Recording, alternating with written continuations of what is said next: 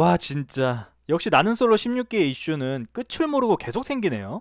근데 이번 이슈에서는 상철이 조금은 억울하기도 할 것 같아요. 기사화된 내용을 말씀드리면 16기 영수와 영수의 매니저 A씨가 본인들의 인지도 상승을 위해서 상철 팔아먹기에 나섰다가 지금 다 들통나게 된 상황인데요. 영수와 영수의 매니저 A씨가 상철과 동반 출연을 명목으로 방송 출연 일정을 잡고 다녔고, 영수도 본인의 인지도 상승을 위해서 상철과의 친분을 이용했다고 하는 거죠.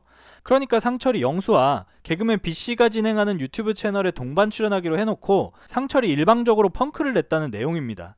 하지만 촬영 펑크를 낸 상철을 대신해서 16기 영수가 구세주처럼 등장하고, 거기다가 16기 영자까지 연차를 대고 와주면서 제작자 측은 영수에게 고마움을 전했고 촬영도 훈훈하게 잘 끝났다고 합니다. 하지만 반전은 이 사건이 영수와 영수의 매니저 A씨가 짠 계략이었던 거죠. 상철은 이 두 사람의 계략으로 인해 촬영 3일 전에 두 번이나 펑크낸 무책임한 사람이 돼버린 겁니다. 그러니까 개그맨 B씨뿐만 아니라 해당 촬영을 위해 동원된 20명이 넘는 스태프들 또한 상철에게 안 좋은 감정이 생긴 거죠. 하여튼 이 사건의 내막을 알려드리면, 영수 매니저 A씨가 상철의 매니저를 사칭하고 다닌 것부터 시작됩니다. A씨는 9월에 각종 유튜브 채널에 상철과 영수의 매니저라고 소개하면서 16기 상철 영수 출연 요청 문의라는 제목의 메일을 뿌렸다고 합니다. 해당 메일에서 A씨는 낯솔 16기 상철과 영수의 매니저 땡땡땡이라고 한다. 이번 낯솔 16기의 경우 최고 시청률 8.2%에 달하는 인기를 보이고 있다.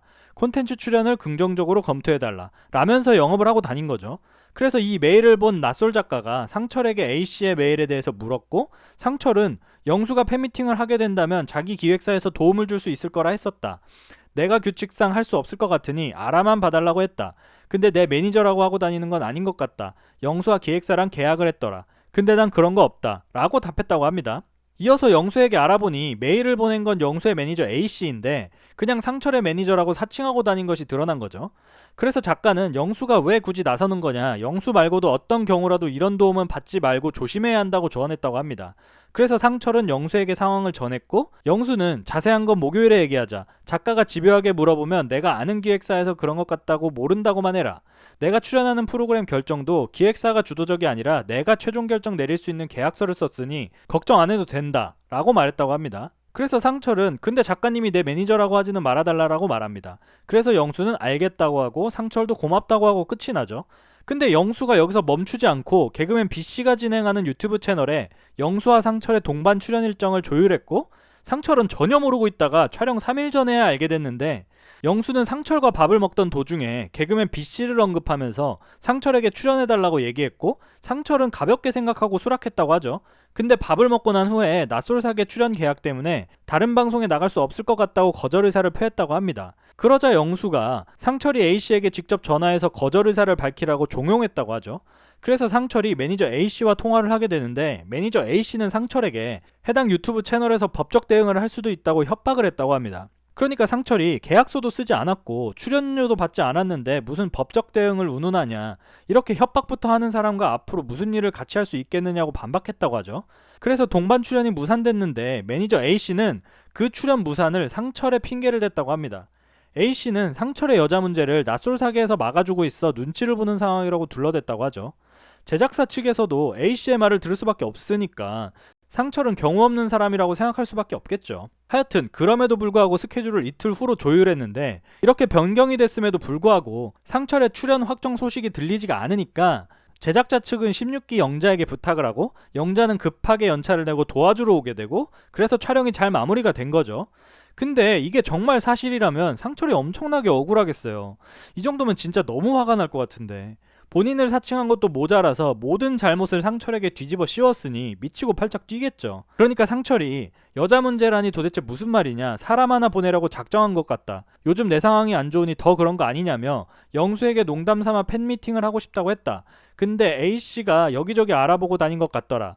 A씨는 얼굴도 본 적 없고 통화 한 번 한 게 전부다. 내가 무슨 장관 후보 된 것 같다. 정말 다 말도 안 되는 소리라고 호소했다고 합니다.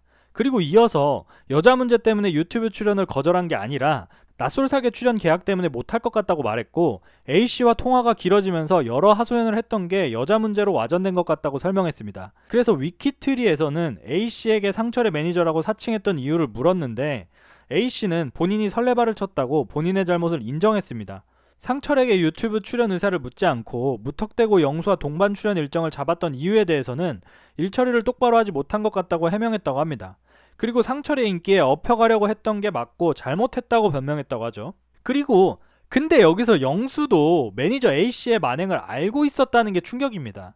영수는 A씨가 상철의 매니저를 사칭하고 다닌 것을 알고 있었음에도 불구하고 최근 A씨와 계약서에 도장을 찍었다고 합니다. 그러니까 16기에서 가장 핫했던 인물 중 하나인 상철을 팔아먹으면서 동반 출연을 하기 위해서 영수도 적극적으로 가담했다는 거죠.